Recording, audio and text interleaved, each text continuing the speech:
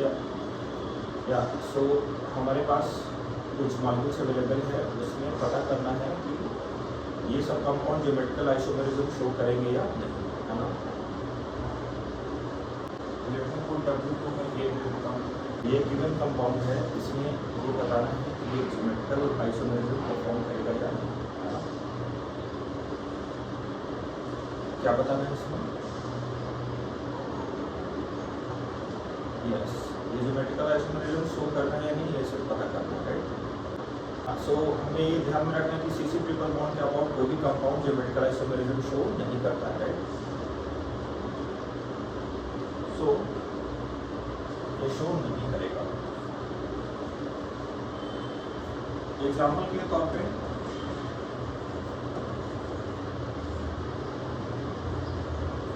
अगर कोई हम लोग ऐसा कंपाउंड ले लें,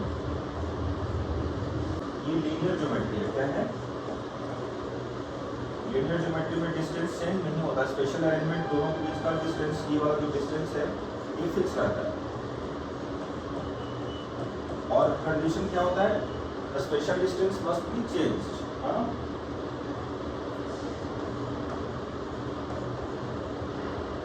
तो लीनियर ज्योमेट्री होने की वजह से इसमें ज्योमेट्रिकल आइसोमेरिज्म पॉसिबल नहीं है, right. Okay, so let's move to the next one. क्या इस कंपाउंड में ज्योमेट्रिकल आइसोमेरिज्म पॉसिबल हो पाएगा? इसमें नहीं हो पाएगा, बिकॉज कार्बन का जो हाइब्रिडेशन है वो sp2 है, और रिंग में कोई भी sp2 कार्बन एटम के अबाउट पॉसिबल होना पॉसिबल नहीं होगा।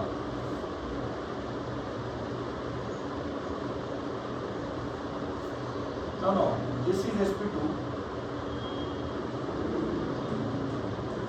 Yeah, you can say like that. And here two hydrogens are same, right? So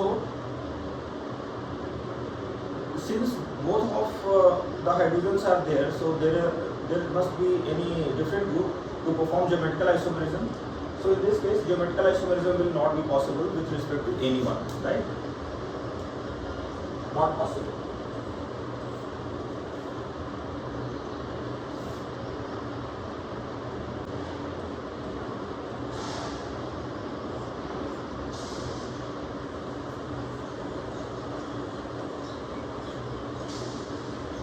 ये कंपाउंड दिया हुआ है, इसमें बताना है कि क्या इसमें ज्योमेट्रिकल आइसोमेरिज्म पॉसिबल होगा, होगा या नहीं।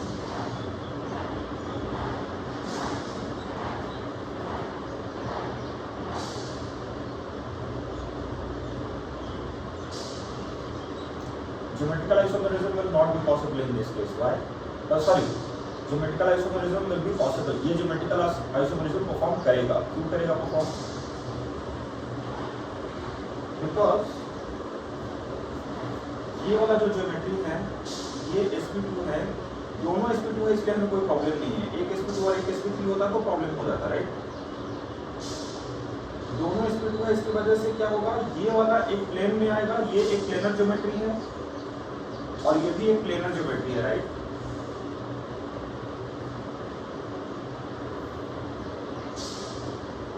या प्लेनर ज्योमेट्री होने की वजह से they can interchange their distance, ये वाला डिस्टेंस चेंज हो सकता है, हाँ।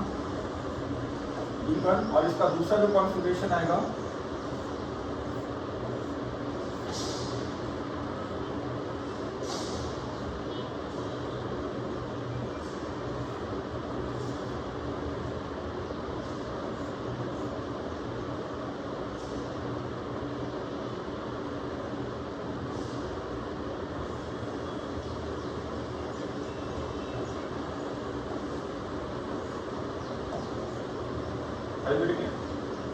तो ये डिस्टेंस अगर D1 है तो यहाँ पे ये वाला डिस्टेंस क्या होगा, D2, right. And special arrangement जो भी हो, D1 और D2 यहाँ पे सेम नहीं होगा। So this is a very good example, और वी कैन से थोड़ा ट्रेडिशनल एग्जांपल से थोड़ा सा अलग है ये, तो समझना है कि यहाँ पे होगा ही होगा, क्योंकि ये दोनों एक प्लेन में बिलोंग कर रहे हैं। तो प्लेनर अगर दो ग्रुप अलग अलग एक साथ प्लेन में आ रहे हो, दोनों को प्लेनर नहीं है, बट दोनों का अपना अपना प्लेन है, right. they do have individual planes and hence they will be performing geometrical isomerism. तो इस केस में geometrical isomerism होगा, क्यों होगा? बिकॉज उन दो ग्रुप के बीच में स्पेशल डिस्टेंस या अरेंजमेंट चेंज हो रहा है, राइट?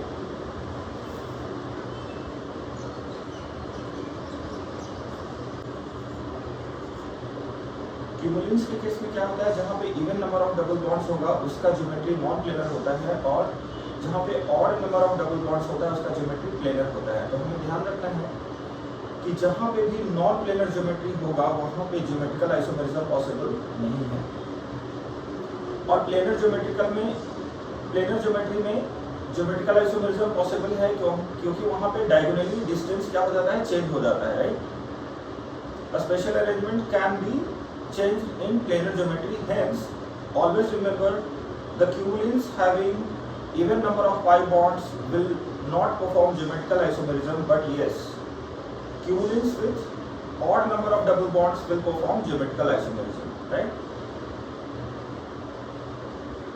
So यहाँ पे आपने हेडफोन लगाया क्या? लगा ये please.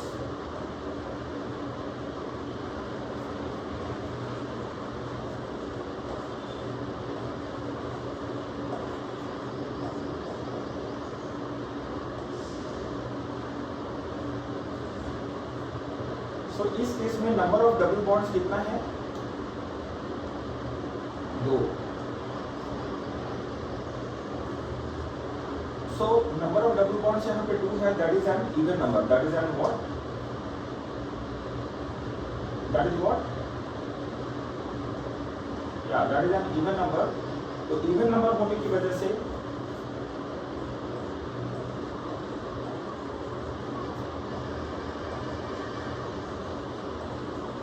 yeah, this is an even number. Am I audible?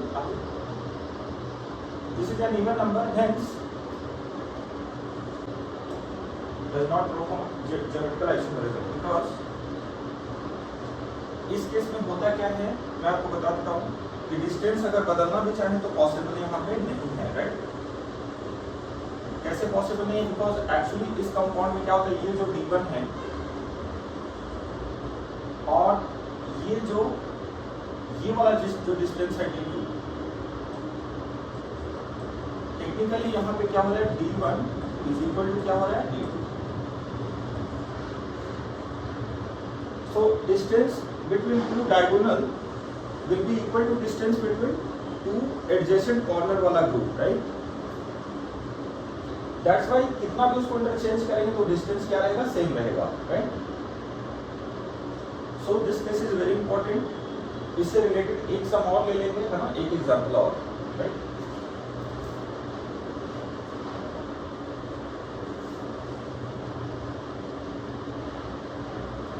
So I hope it is clear. So यहाँ पे मेंशन कर देंगे ये वाला जो केस है, दिस केस, ये GI परफॉर्म नहीं करेगा, डज नॉट परफॉर्म, राइट? और ये वाला परफॉर्म करेगा। प्लेनर ज्योमेट्री क्या करेगा? परफॉर्म करेगा। मतलब क्यूमुलेंस में अगर ज्योमेट्रिकल आइसोमेरिज्म होना है तो double bond, number of double bond कितना होना चाहिए? ऑड। क्या होना चाहिए? Odd. There must be odd number of double bonds, right?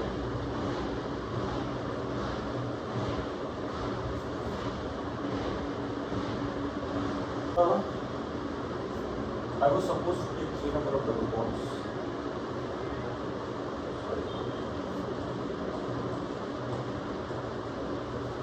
So it will perform geometrical isomerism, right? Distance को मेजर कर सकते हैं। ये डिस्टेंस क्या होगा? D2। Here D1 and D2 is the distance between two methyl groups जो कि corner पे सिचुएटेड है, और सिस वाले में वो डिस्टेंस कम होगा और ट्रांस वाले में ज्यादा होगा, क्योंकि ये जो ज्योमेट्री है ये क्या है? Planar geometry. ये ज्योमेट्री क्या है?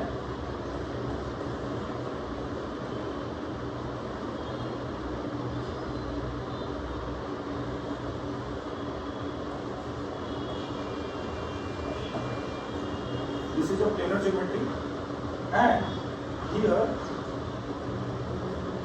definitely we can say that D2 is greater than D1। Case में क्या हो रहा है, D1 और D2 का डिस्टेंस सेम नहीं है, D2 is greater than D1, because ये जो ज्योमेट्री है ये प्लेनर ज्योमेट्री है, और प्लेनर ज्योमेट्री होने की वजह से डिस्टेंस सेम हो ही नहीं सकता है। A diagonal distance must be greater than a side distance, right. तो इसकी वजह से ये ज्योमेट्रिकल आइसोमेरिज्म परफॉर्म करेगा, right. Okay, so always remember odd वाला जो क्यूमुलेंस होगा वो ज्योमेट्रिकल आइसोमेरिज्म परफॉर्म करेगा, even number of cumulenes does not perform geometrical isomerism, right. So should we move to the next concept. तो ऑप्टिकल आइसोमेरिज्म का basic definition क्या है, ऑप्टिकल आइसोमेरिज्म को कैसे आइडेंटिफाई करेंगे। हमें ये पता है कि non super impossible mirror image है, but what is the criteria to decide that any compound will be having a non-superimposable mirror image, तो कैसे पता चलेगा।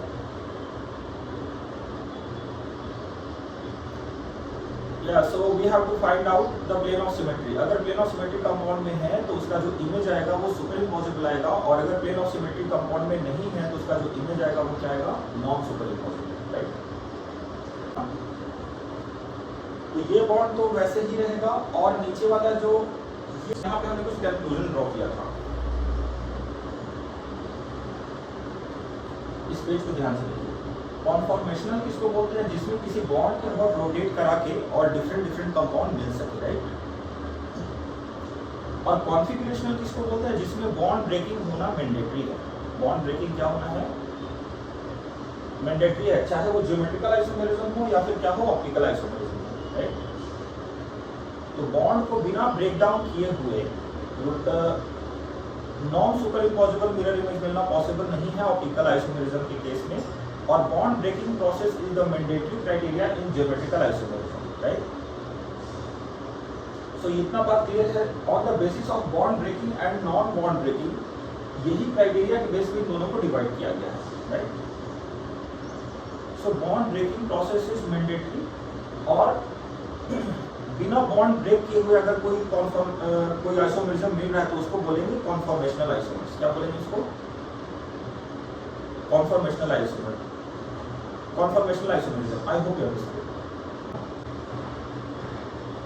According to Chahm-Ingott-Prilog sequence rule, we have to assume that each and every pi bond is bonded twice. Each and every pi bond will be bonded twice. अब इस बात को समझना है कि इसका मतलब क्या बन रहा है। तो जितने पाई बॉन्ड हैं उसको पहले सबसे पहले हाईलाइट करना है। यहाँ पे ये पाई बॉन्ड है, आप देख रहे हैं ध्यान से, यहाँ पे ये दो पाई बॉन्ड है, यहाँ पे ये पाई बॉन्ड है, ये पाई बॉन्ड है, और ये पाई बॉन्ड है, और यहाँ पे एक ये पाई बॉन्ड है, राइट।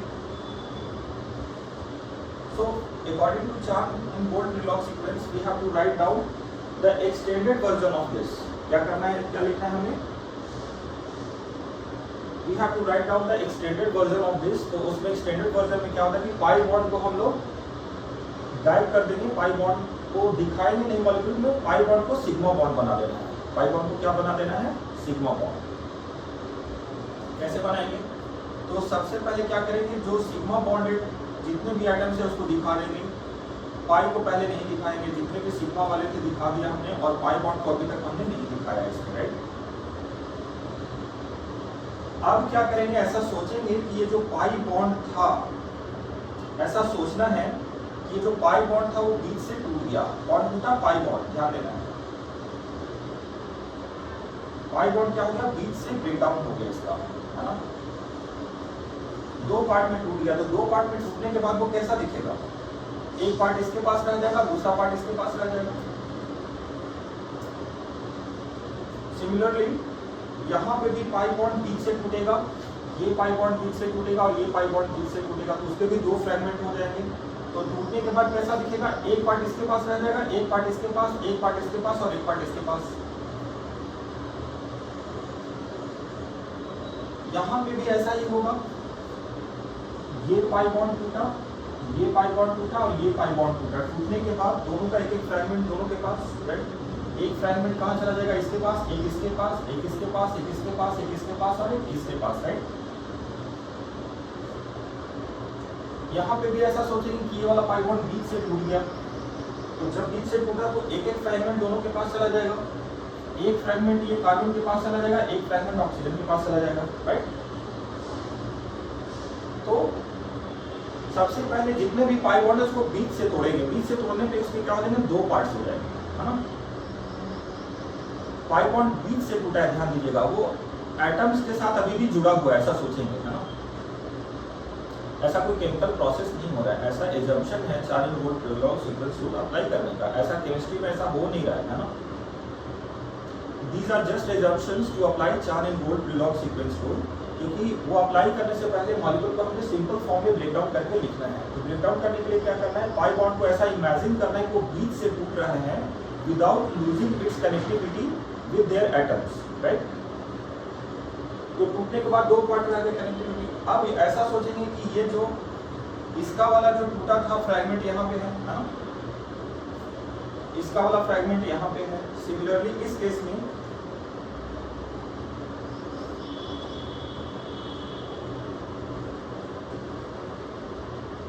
ये इनिशियल स्ट्रक्चर है, बाद में फ्रैगमेंट की बात करेंगे, है ना। तो फ्रैगमेंट वाला पार्ट ऐसा हो गया, एनी प्रॉब्लम। इस वाले कंपाउंड में अगर देखेंगे ध्यान से तो टूटने के बाद फ्रैगमेंट तो रहेगा, fragment will be always there. तो सबके पास फ्रैगमेंट है, बॉन्ड जो टूटा है उसका फ्रैगमेंट। इसमें भी ऐसा ही सोचेंगे।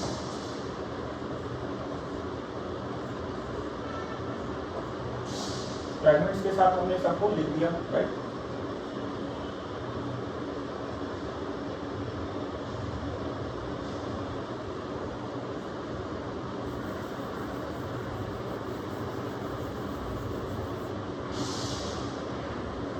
इसको मैं यहाँ पे लिख देता हूँ। वेट अ सेकंड,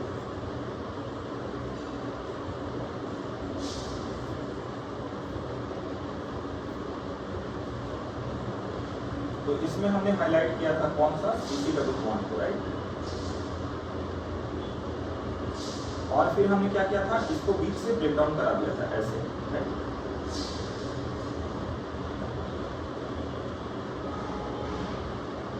ये बीच से टूटा, तो बीच से टूटने के बाद जो बनाया था वो क्या बनाया था, वो मैं लिख देता हूँ पहले।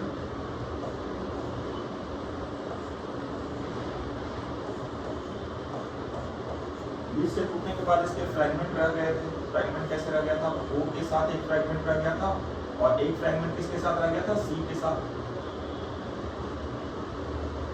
तो अब जो थर्ड नेक्स्ट वाला जो टास्क है वो ये समझना है कि फ्रैगमेंटेशन कैसे कैसे हुआ था। सो फ्रैगमेंट को समझने के लिए ये जो पाई बॉन्ड पहले जो टूटा है वो ये वाला कार्बन दूसरे कार्बन के साथ जुड़ा हुआ था, राइट। और ये वाला दूसरे कार्बन के साथ जुड़ा हुआ था। इसमें भी ये जो टूटा है वो इस कार्बन के साथ जुड़ा हुआ था और ये वाला इस कार्बन के साथ जुड़ा हुआ था। नीचे वाला पाई बॉन्ड या जितने भी पाई बॉन्ड हमने ब्रेक डाउन किए हैं, जितने भी पाई बॉन्ड हमने क्या किए हैं, ब्रेक डाउन किए हैं, वो दोनों एक दूसरे के साथ अटैच था। तो ऐसा इमेजिन करना है कि अटैचमेंट उसका अभी भी उस एटम के साथ बना हुआ है। तो उस एटम को तो हमने ऑलरेडी दिखा दिया, बट अब एक सेपरेट एटम हम उसके साथ ऐड कर देंगे। क्या कर देंगे, सेपरेट अटैचमेंट ऐड कर देंगे, राइट। तो जहां जहां पे भी हमने जैसा जैसा अटैचमेंट था वैसा वैसा दे देंगे। यहाँ पे देखिए कार्बन से अटैच था,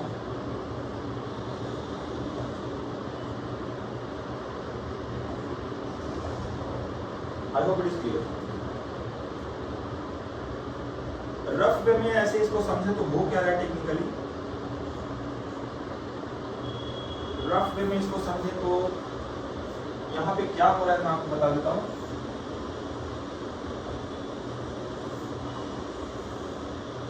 कि अगर पॉइंट ऐसा था, है ना,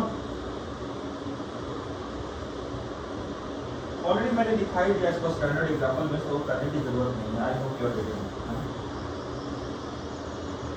सो जितने भी पाई बॉन्ड थे, लेट मी रिपीट, इसका समरी में एक बार बता देता हूँ कि चार Ingold Prelog sequence rule में क्या करना है, जितने भी मॉलिक्यूल्स में सिग्मा बॉन्ड थे वो सबको एज इट इज लिख देना है, और शुरू में पाई बॉन्ड बिल्कुल लिखना ही नहीं है ना। एक बार सिग्मा बॉन्ड का सारा रिप्रेजेंटेशन हो जाने के बाद पाई बॉन्ड का क्या करेंगे, वी विल इमेजिन कि पाई बॉन्ड जो था वो बीच से टूट गया है without losing its connectivity with the previous atoms, है ना। और उस पाई बॉन्ड को डिफरेंट डिफरेंट जितने भी ग्रीन लाइन दिख रहे हैं वो सारे पाई बॉन्ड के फ्रैगमेंट है, राइट। और इनिशियली जो पाई बॉन्ड जिससे जुड़े हुए थे उस एटम से वापस इसको जोड़ देंगे सेपरेटली, राइट। तो जितने भी ब्लू वाले एटम्स दिखाई दे रहे हैं वो सारे पहले से जुड़े हुए एटम थे, उसको हमने वापस ऐड कर दिया, right. So this is the way we can apply the Chan-Ingold Prelog sequence rule. Now, for each and every compound we will do the numbering. What we will do? Numbering. तो अभी हम लोग क्या करेंगे, numbering करेंगे। तो one से attach जितने भी एटम है उसको क्या देंगे, टू से जितने भी अटैच है उसको 3 दे देंगे। 1 2 2 2 3 3 1 2। इसका पहले से हाइड्रोजन से भी कनेक्टिविटी था, वो तो हमें दिखाना ही पड़ेगा। इसका पहले से ही हाइड्रोजन के साथ कनेक्टिविटी था, वो हमने नहीं किया है ना। 1 2 2 2 2 के साथ जितने भी कनेक्टिविटी है वो क्या है, 3। 1 के साथ जितना भी कनेक्टेड है वो 2 होगा, 2 के साथ जितने कनेक्टेड है वो 3 हो जाएंगे, 2 के साथ 3 के साथ जो अटैच्ड है वो क्या हो जाएंगे, 4 के साथ जो अटैच्ड है वो क्या हो जाएंगे, 5। 2 के साथ अटैच जितने भी वो 3 हो गए, और 3 से जो अटैच्ड है वो क्या हो जाएंगे, 4। हाँ,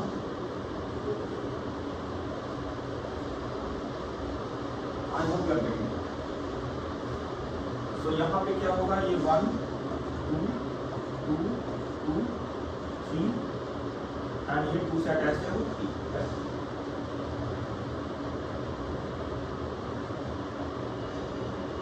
If you have any problem then please let me know। इसमें नंबरिंग क्या करेंगे, सबसे पहले एटम को 1 देंगे, 1 से जितने भी अटैच्ड एटम है उसको 2 देंगे, 2 से उसके बाद जितने भी अटैच्ड एटम है उसको 3 देंगे, एंड सो ऑन। 3 से आगे जितने भी अटैच्ड एटम रहेंगे उसको 4 दे देंगे, है ना। This is the procedure of numbering in Chan-Ingold Prelog sequence, right. So once we are done with the numbering, then we can prepare a table, है ना।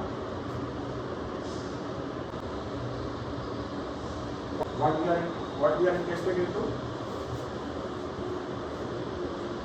So we are interested in to find out the priority order of these functional group or these groups. Simply we can say these groups. It is not necessarily always there will be functional group. कोई भी 2 या 3 या 4 कितने भी number हो उसके बीच में priority order decide कर सकता है using Chan-Ingold Prelog sequence code, right. तो सबसे पहले क्या करेंगे, पोजीशनिंग डिसाइड करेंगे कि 1 पोजीशन पे कौन कौन आ रहा है। The detailing will go to the previous page. So first group में फर्स्ट पोजीशन पे आप देख सकते हैं, फर्स्ट वाले में फर्स्ट पोजीशन पे क्या है, कार्बन है। सब में क्या है, carbon carbon carbon carbon and carbon, सब में कॉमन है कार्बन। तो सब में क्या क्या आ रहा है, एक एक कार्बन आ रहा है। क्या आ रहा है, एक एक कार्बन। तो यहाँ पे मेंटेन कर देंगे वो चीजें जो भी आ रहा है। यहाँ पे आ रहा है 1 कार्बन 1 कार्बन 1 कार्बन 1 कार्बन, है ना। तो सब में 1 कार्बन आ रहा है और सबका एटॉमिक नंबर क्या है, सेम है ना।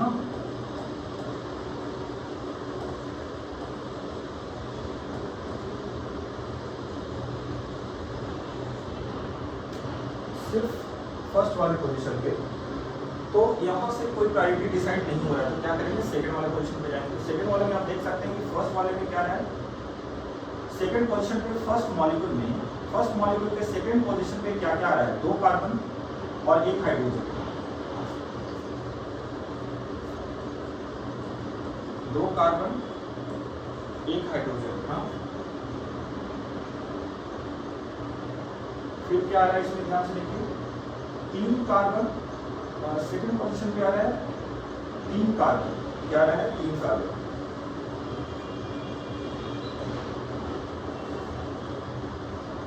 नेक्स्ट में चले जाइए, सेकेंड पोजीशन पे आ रहा है 2 कार्बन। कार्बन को मैं हाईलाइट कर देता हूँ ब्लू से। यहाँ पे देखिए ये जो कार्बन है ये कार्बन है, ये भी कार्बन है ना, दो कार्बन, और ये ब्लू वाले जितने भी दो मतलब सेकंड पोजीशन पे देखा जाए तो 1 2 3 कार्बन आ रहे हैं, राइट, और 1 हाइड्रोजन। हाँ 3 carbon 1 hydrogen, correct.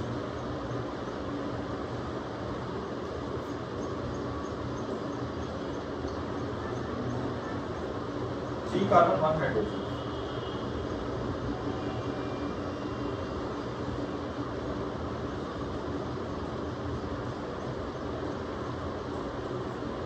Fourth position पे जाएंगे तो क्या रहेगा वहां पे?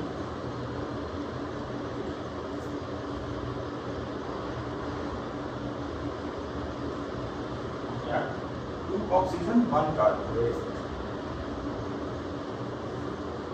1 कार्बन 2 हाइड्रोजन।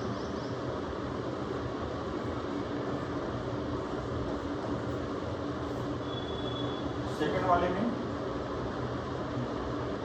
दो carbon 1 hydrogen. Just a second, या please.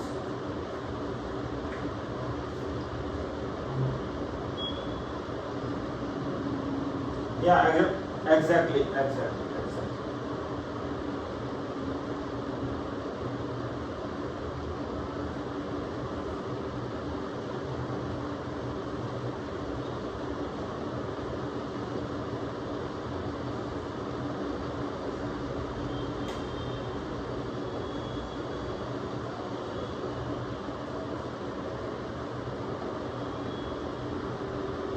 So second position it will be 3 oxygen only.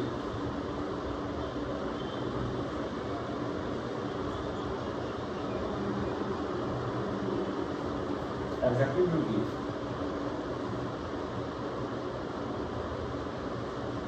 But I'm just writing down.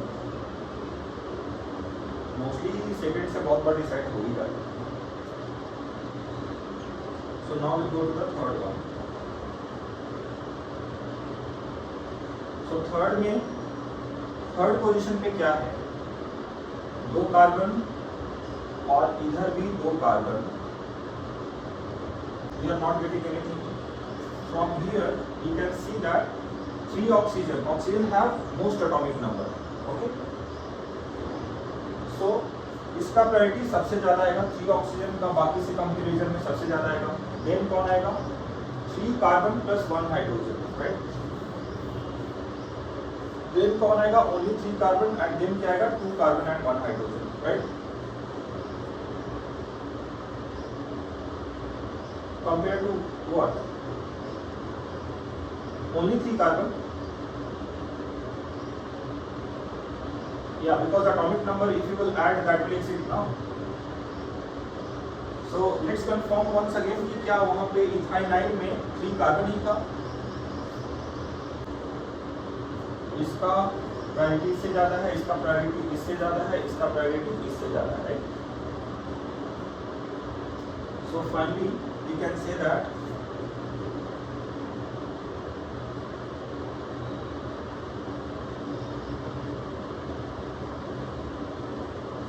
सबसे पहले प्रायोरिटी ऑर्डर किसका आ गया? कार्बोक्सिलिक एसिड का। This is the order of priority order list according to the Chan-Ingold-Prelog sequence rule. Okay. तो Chan-Ingold-Prelog sequence rule में summary के तौर पे यही हम लोग बोल सकते हैं कि जितने सिग्मा बॉन्ड वाले पार्ट है उसको सबको एज इट इज लिख देना है, और पाई बॉन्ड को एज्यूम करना है कि वो 2 फ्रैगमेंट में है, और विदाउट पहले से जिसका जो लिंकेज था पाई बॉन्ड का उसके साथ लिंकेज देके और नंबरिंग करना है ना। And on the basis of atomic number we have to write down the priority order in this method, है ना। सो ये D था, ये C था, ये D था, और ये क्या था? A।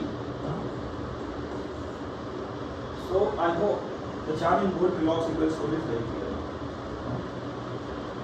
To decide the RS configuration, always we need the priority order. And how we will decide the priority order?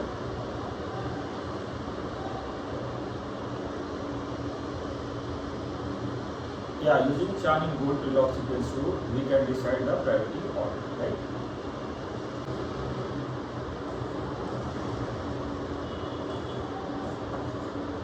Usually this is called as vertical bond.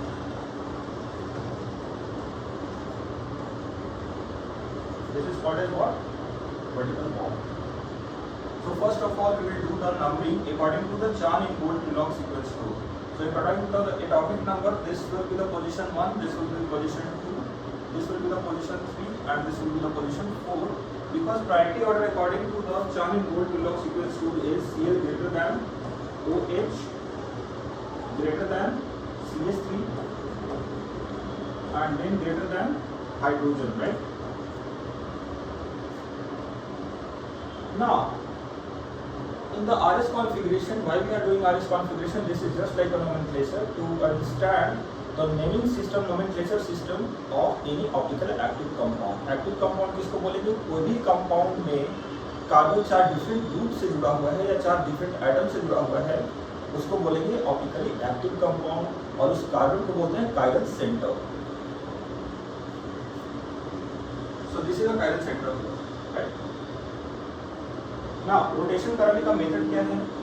सबसे पहले आरएस कॉन्फ़िगरेशन में क्या करेंगे? ये बॉन्ड पे, वर्टिकल बॉन्ड पे किसको लाना है? लीस्ट प्रायोरिटी वाले को. लीस्ट प्रायोरिटी को सबसे पहले आइडेंटिफाई करेंगे. कौन है least priority? Hydrogen. So hydrogen will goes to the vertical bond and जो OH था किसके जगह पे चला जाएगा? हाइड्रोजन के जगह चला जाएगा. हाइड्रोजन के जगह. So these are the interchanges we have to do in the process. And rest जो बच गए हैं दोनों, rest दोनों कौन बच गए हैं? Chlorine and CH3. उन दोनों का भी इंटरचेंज होना है. हाँ,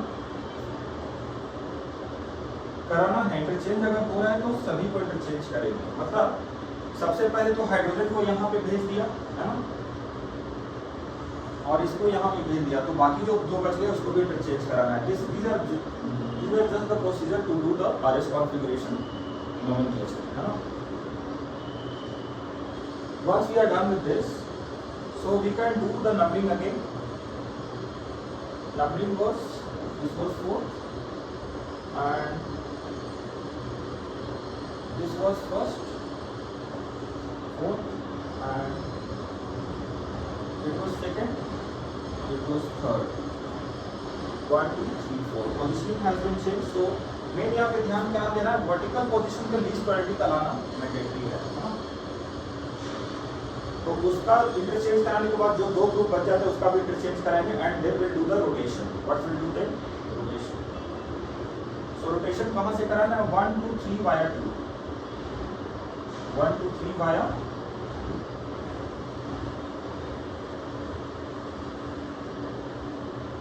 रोटेशन कैसे कराना है? रोटेशन का रूल है.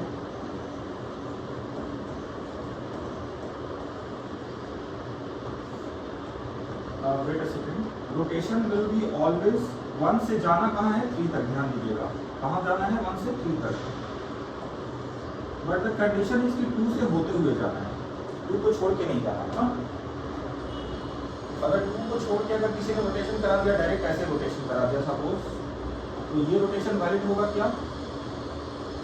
वो वैलिड नहीं होगा. क्यों वैलिड नहीं होगा? क्योंकि इसमें 2 इंक्लूडेड नहीं है, है ना. तो ये जो ब्लू वाला लाइन है, रोटेशन क्या बता रहा है? ये anti clockwise.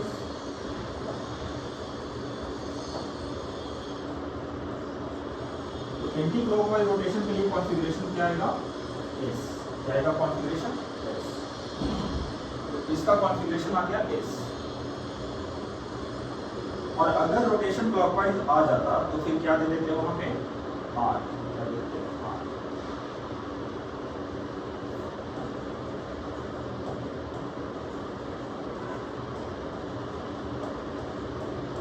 Anti clockwise S. Clockwise rotation R. Clockwise rotation what?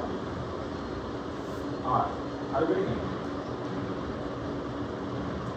So I hope the rule is very clear. तो एक बार समरी में इसका करा दूं क्या करना है। So according to the RS configuration nomenclature in feature projection formula, first of all we will take the least priority group to the vertical bond and the existing vertical bond group will goes to the position जहाँ से वो replace किया गया। तो उसके बाद जो दो बच जाएंगे उसका भी क्या करा देंगे, इंटरचेंज करा देंगे ना। और इस तरह से रोटेशन अगर हमारा आ रहा है एंटी क्लॉकवाइज हो रहा है, अगर क्लॉकवाइज रोटेशन आ रहा है तो R हो जाएगा, राइट।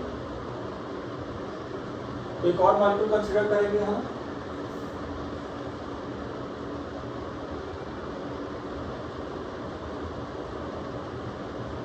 ये हमारे पास कंपाउंड है, इसमें हमें RS कॉन्फ़िगरेशन निकालना है। क्या निकालना है, RS कॉन्फ़िगरेशन।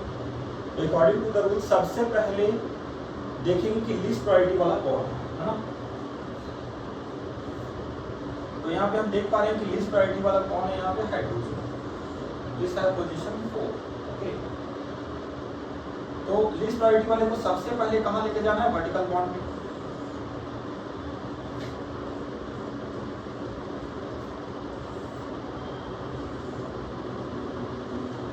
H आ जाएगा वर्टिकल बॉन्ड पे, और जो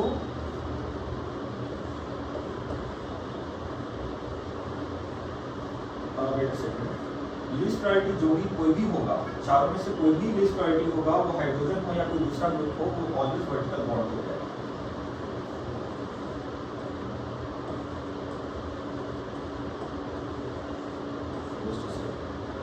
जो लिस्ट वाला होगा वो वर्टिकल पे जाएगा, और जो बाकी के दो बच जाएंगे, बाकी के दो कौन से बच गए हैं, Cl और CH3 है ना, ये यहाँ चला जाएगा और ये वाला यहाँ आ जाएगा। दोनों का बाकी का भी इंटरचेंजिंग कराना मैंडेटरी है ना। सो यहाँ पे आ गया CH3 और यहाँ पे आ गया CH। I hope it is clear. So just a second. Positioning is 4, and this positioning was 1, and this was positioning 2. It was 1, 2, and it was 3. So just a second, let me write down the positioning first. This is the first position, this is the second position, and after interchanging it is coming to the third position. So we will do the rotation 1 to 3, 1 से लेके 3 तक जाना है, 2 से होते हुए। तो rotation आ रहा है क्लॉकवाइज। क्या आ रहा है, क्लॉकवाइज रोटेशन के लिए क्या दे देंगे यहाँ पे, R कॉन्फ़िगरेशन। क्या दे देंगे, R। तो हमें RS कॉन्फ़िगरेशन निकालने का यही मेथड है। सपोज कभी कभी ऐसा हो सकता है कि लीस्ट प्रायोरिटी वाला ग्रुप ऑलरेडी वर्टिकल बॉन्ड पे ही हो। क्या हो सकता है, हाँ, लीस्ट प्रायोरिटी वाला ग्रुप पहले से ही वर्टिकल बॉन्ड पे हो। For this example, like let us consider this is CH3, this is iodine, this is OCH3. So according to the priority order, if you will see, iodine will be having the most priority according to the atomic number, then this methoxy group will be there, and then this will be third position, and this will be the fourth position. We can see that fourth least priority is already on the vertical bond, right?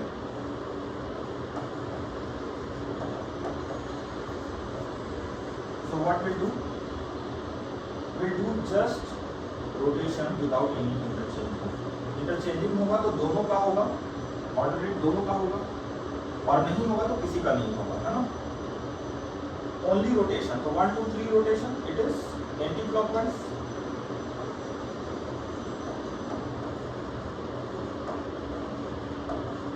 Yeah. So be careful. For this compound, interchanging is not required.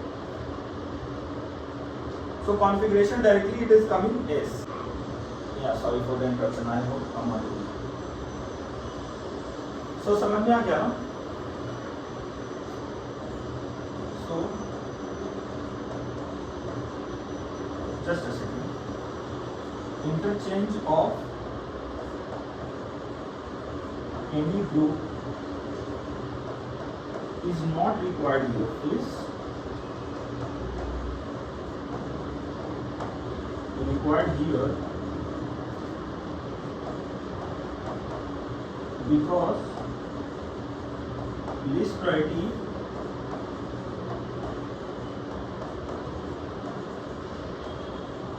group is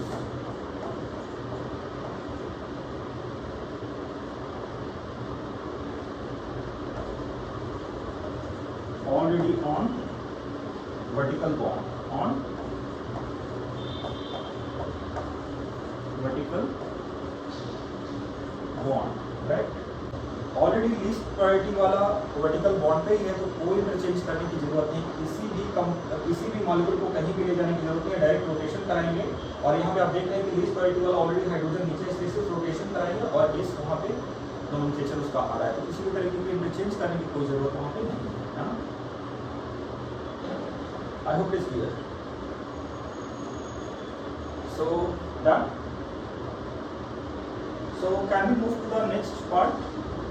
जो एक group है उसको पूरे को group मान लेंगे, तो इसको क्या मान लेंगे, G1, क्या मान लेंगे, G1, है ना। और इसको दोबारा लिख सकते हैं इस फॉर्मेट में, नीचे आ जाएगा G1, ऊपर आ गया Br और नीचे है क्लोरीन और इधर क्या है, हाइड्रोजन, है ना। तो कभी भी अगर दो कायरल सेंटर वाले कंपाउंड में हमें आरएस कॉन्फ़िगरेशन फाइंड आउट करना है, तो वैसे केसेस में क्या करेंगे कि सबसे पहले एक को G1 मान लेंगे और उसको इस तरह के तरीके से रीअरेंज कर देंगे, है ना। इस तरह से कैसे रीअरेंज करने के बाद प्रायोरिटी G1 का अगर देखेंगे तो यहाँ पे कार्बन था, यहाँ पे क्या था, कार्बन था इस पोजीशन पे, राइट। यहाँ पे कार्बन था, तो कार्बन ऑक्सीजन से अटैच है, तो ऐसे भी मैनुअली अगर आप डिसाइड करेंगे तो ग्रुप का प्रायोरिटी सबसे पहले डिसाइड करना पड़ेगा। सबसे ज्यादा प्रायोरिटी तो ब्रोमीन का आएगा, देन कौन आएगा, क्लोरीन आएगा, देन ग्रुप आएगा थर्ड पोजीशन पे,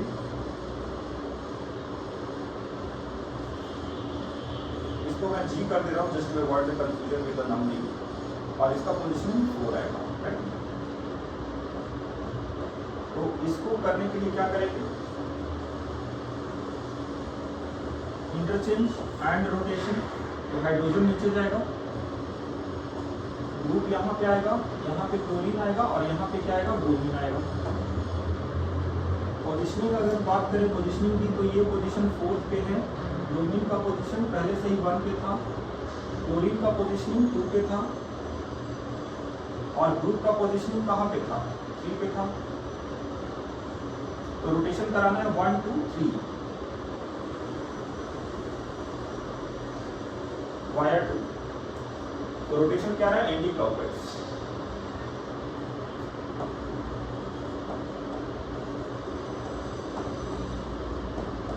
तो एंटी क्लॉकवाइज रोटेशन के लिए इसका कॉन्फ़िगरेशन क्या मिल गया, S, क्या मिल गया, S। I hope you are getting. अब नीचे वाले का आरएस कॉन्फ़िगरेशन सिमिलरली मानेंगे, मतलब नीचे वाले को निकालने के लिए ऊपर वाले को ग्रुप मान लेंगे, है ना। Any problem?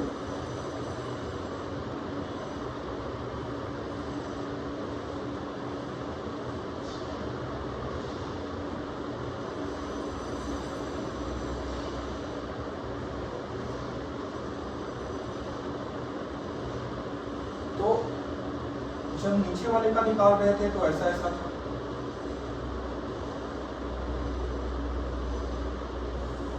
अब जब ऊपर वाले का फाइंड आउट करना है तो क्या करेंगे, नीचे वाले को निकालने के लिए ऊपर वाले को क्या मान लेंगे, ग्रुप, तो इसको मान सकते हैं G डैश, क्या मान सकते हैं, G डैश।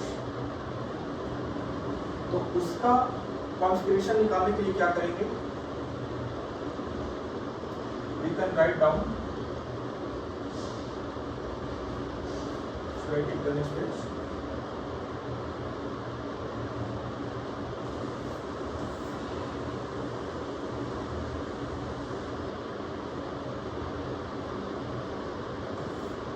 तो इस बार ऊपर में आ जाएगा G डैश और नीचे में है OHICH3।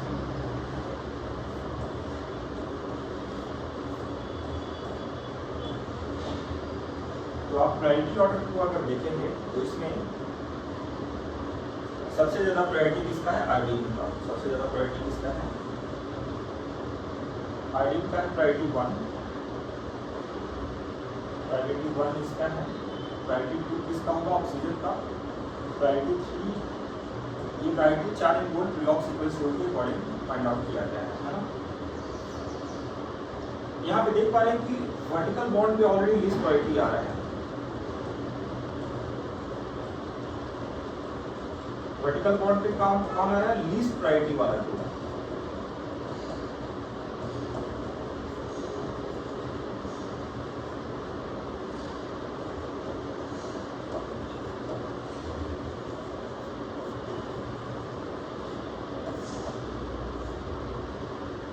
Vertical bond least priority group is already there, so only हमें यहाँ पे क्या कराना है? सिर्फ और सिर्फ रोटेशन कराना है ना। 1 2 3, so this time rotation is clockwise direction, so configuration will become R. So जो दूसरा वाला कायरल सेंटर था उसका कॉन्फ़िगरेशन R आ गया है। यहाँ पे किसी तरीके का इंटरचेंज कराने की जरूरत नहीं है क्योंकि लिस्ट वाला प्रायोरिटी वाला ग्रुप ऑलरेडी वर्टिकल बॉन्ड पे है, right.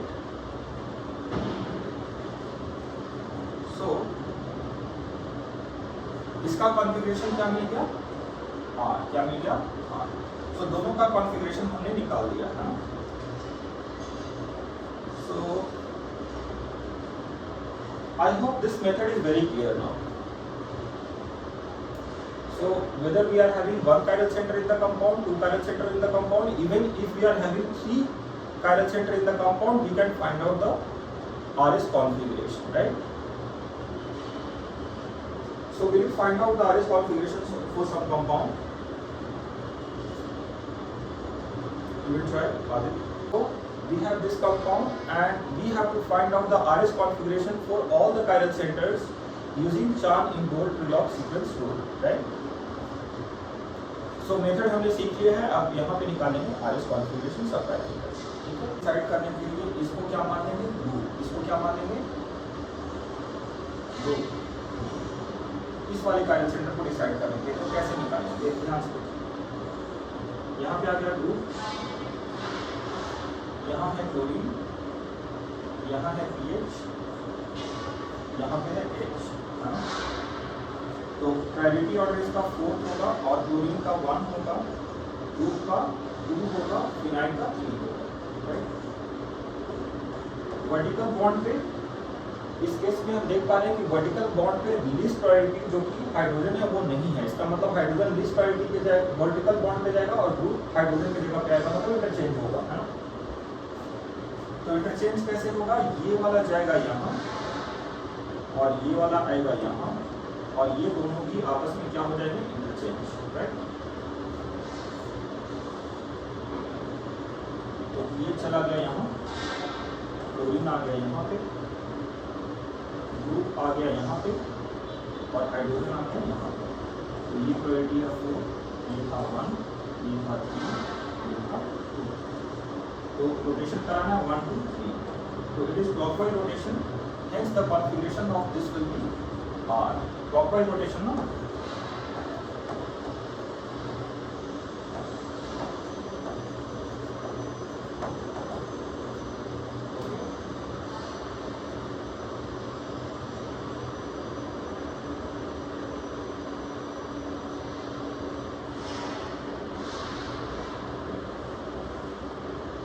I hope you understood.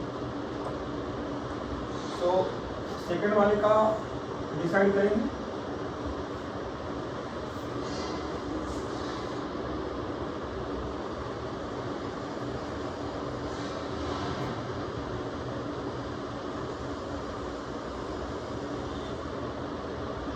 तो सेकेंड वाले का डिसाइड करने के लिए क्या करेंगे? इस वाले को मान लेंगे G', इस वाले को क्या मान लेंगे? G' और इधर लिख देंगे ऐसा कुछ G',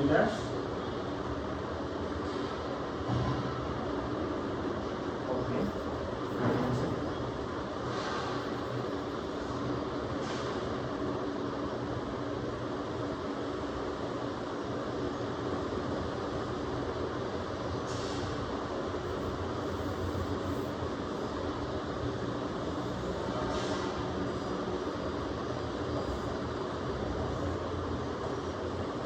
G डैश, एंड इधर वाला जो था वो था OC2H5, इधर था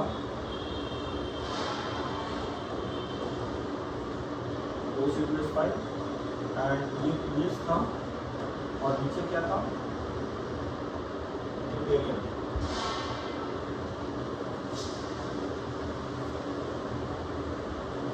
This was OCH2 and downward it was deuterium, right? So यहाँ पे देख सकते हैं सेकंड कायरल सेंटर का कॉन्फ़िगरेशन निकालने के लिए देख सकते हैं कि जो ड्यूटेरियम है उसका प्योरिटी ऑलरेडी लेस है, यहाँ पे उसका प्योरिटी क्या है, ऑलरेडी लेस है, और वो पहले से ही वर्टिकल बॉन्ड पे प्रेजेंट है। तो पहले से ही वर्टिकल बॉन्ड पे प्रेजेंट होने की वजह से इसमें किसी तरह का रोटेशन कराने की कोई जरूरत नहीं है ना, सॉरी रोटेशन तो कराएंगे, इंटरचेंज ऑफ ग्रुप कराने की जरूरत नहीं है, सिर्फ रोटेशन कराएंगे, डायरेक्ट किसी भी ग्रुप को इंटरचेंज करने की जरूरत नहीं है यहाँ पे, है ना। तो अगर जरूरत नहीं है तो फिर क्या करेंगे, नंबरिंग करेंगे, जो कि सबसे पहले देख सकते हैं कि हमारा कौन है यहाँ पे OC2H5 फर्स्ट पोजीशन पे, सेकंड पोजीशन पे OCH3, थर्ड पोजीशन पे ग्रुप आएगा G डैश, और फोर्थ पोजीशन पे ऑलरेडी है ड्यूटेरियम, राइट। तो रोटेशन कराना है 1 2 3, तो ये रोटेशन हो रहा है एंटी क्लॉकवाइज, इस वाले केस में ये एंटी क्लॉकवाइज रोटेशन हो रहे हैं। ये क्लॉकवाइज रोटेशन हम से कंफ्यूज नहीं होने, पहले वाले के लिए मैंने लिखा था, ये था क्लॉकवाइज, यहाँ पे ये क्या आ गया, रोटेशन एंटी क्लॉकवाइज।